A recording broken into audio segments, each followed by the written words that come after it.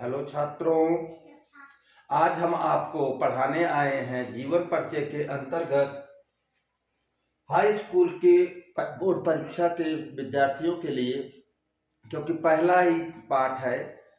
आपके एग्जाम में जरूर आएगा, अनिवार्य रूप से आएगा कि हाई स्कूल के बच्चे थोड़ा अनजान होते हैं, जीवन परिचय कैसे लिखें। तो आपको कम से कम 80 से 100 शब्दों में लिखना है। अगर पेज की बात करें तो आप 1 पेज से 1.5 पेज लिखेंगे, लेकिन उसके पहले एक छोटा से पेज पे बॉक्स बनाएंगे। ऐसे 8, 10, 12 लाइन का बॉक्स बनाने के बाद संक्षिप्त परिचय लिखेंगे। तो संक्षिप्त परिचय हम पहले बता रहे हैं, फिर आपको विस्तार में कैसे लिखना है वो भी बता रहे हैं। तो देखिए, नाम यानी कवि का नाम। कवि का नाम आज हम पढ़ा रहे हैं सूरदास। सूरदास, सूरदास। जन्म 1478 ईस्वी। 1478 ईस्वी। जन्म स्थान जरूर याद करना चाहिए, क्यों पूछा जाता है, बार बार बताया भी जाता है आप लोगों को, लेकिन आप लोग याद कर लेंगे बहुत अच्छा है, क्योंकि नहीं लिखेंगे फिर नंबर कम हो सकते हैं, तो इस बात का ध्यान रखेंगे। जन्म स्थान है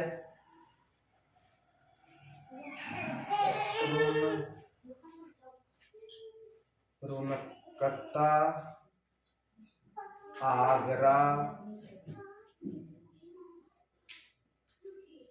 आगरा, उत्तर प्रदेश। यानी इनका पूछा जाए जिले के नाम से तो आगरा में इनका जन्म हुआ था। आगरा बहुत फेमस स्थान है। गुरु का नाम। अब जो कवियों का जीवन परिचय पढ़ेंगे तो वहां गुरु भी पूछे जाते हैं, गुरु का नाम होता भी है। तो आप ध्यान दीजिएगा, आपके ऑब्जेक्टिव प्रश्नों में भी आएगा। तो इनके गुरु का नाम, सूरदास के गुरु थे बल्लभाचार्य। बल्लभाचार्य, गुरु का नाम बल्लभाचार्य। पिता का नाम है रामदास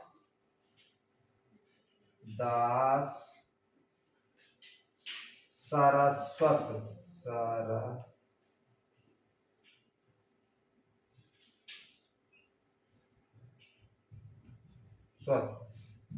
रामदास सारस्वत।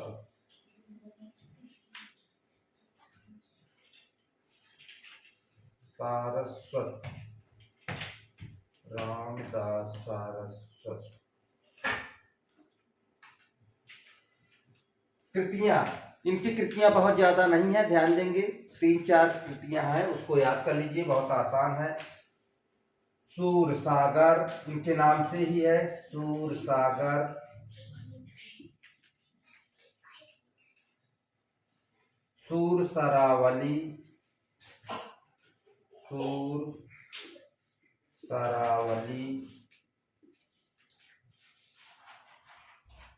साहित्य लहरी,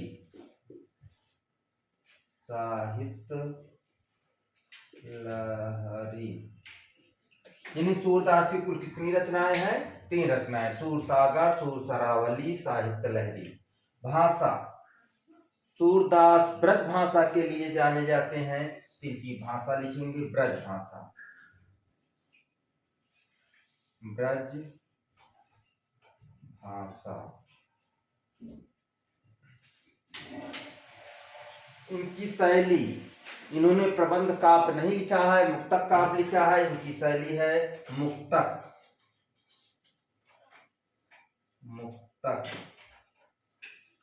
शैली। रस, सूरदास किस लिए प्रसिद्ध हैं? तो वात्सल्य रस के सम्राट के रूप में। वात्सल्य रस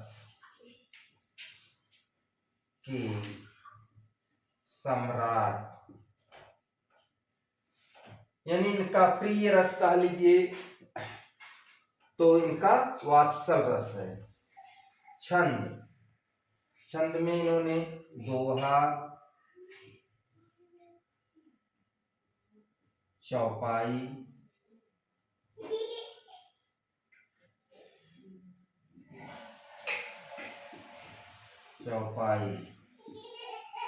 अलंकार, इनका प्रिय अलंकार उपमा, रूपक, उत्प्रेक्षा, अनुप्रास। उपमा, रूपक, उत्प्रेक्षा और अनुप्रास अलंकार। अनुप्रास अलंकारों में उपमा, रूपक, उत्प्रेक्षा, अनुप्रास। मृत्यु 1583 ईस्वी। एक चीज और ध्यान देंगे, अगर कहा जाए तो इन्होंने किसका वर्णन किया है, तो यहाँ पे हम वर्णन डाल के दिखाएंगे किसका वर्णन किए हैं। तो कृष्ण की बाल लीला का वर्णन, क्या दिखाएंगे? कृष्ण की बाल लीला का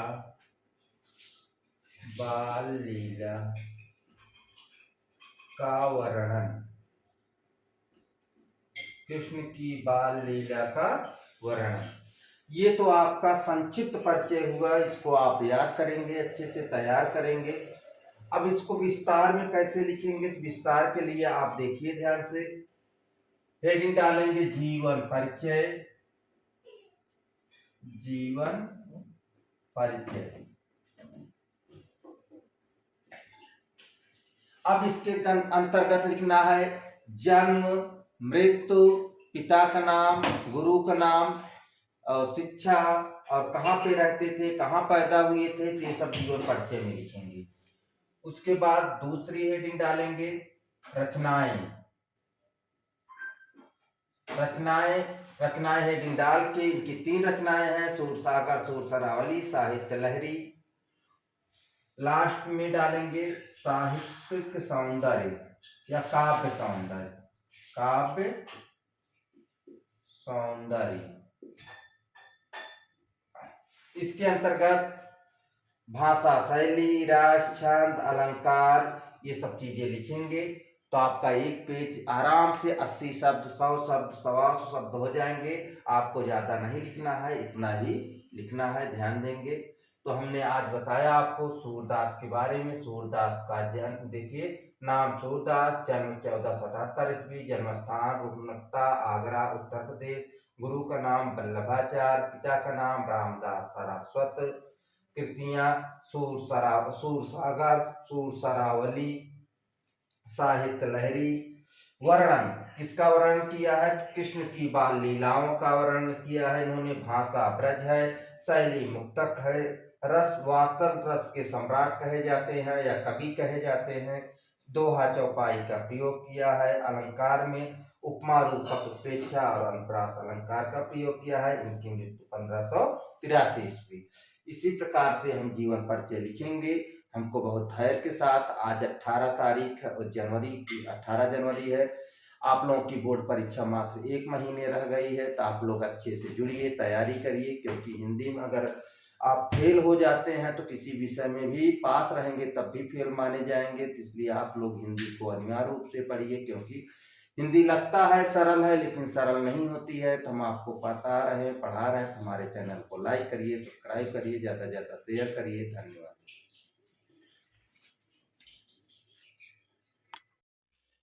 दुनिया कर लीजिए मुट्ठी में, अर्थात कोई भी प्रश्न कहीं से भी पूछा जाए तो इन 5 में से आपको एक अनिवार्य रूप से मिलेगा। हम आज आपको बताने आए हैं दर्शन और प्रवर्तक। ये 5 दर्शन हैं जो प्रमुख दर्शन हैं और बार बार पूछे जाते हैं। तो दर्शन, पहला दर्शन है अद्वैतवाद, इसके प्रवर्तक हैं शंकराचार्य। विशिष्टाद्वैतवाद रामानुजाचार्य, द्वैतवाद माधवाचार्य, शुद्धाद्वैतवाद वल्लभाचार्य, दैत्याद्वैतवाद निम्बार्काचार्य। ये छोटा से वीडियो आपके लाइफ के लिए बहुत अच्छा होगा। धन्यवाद।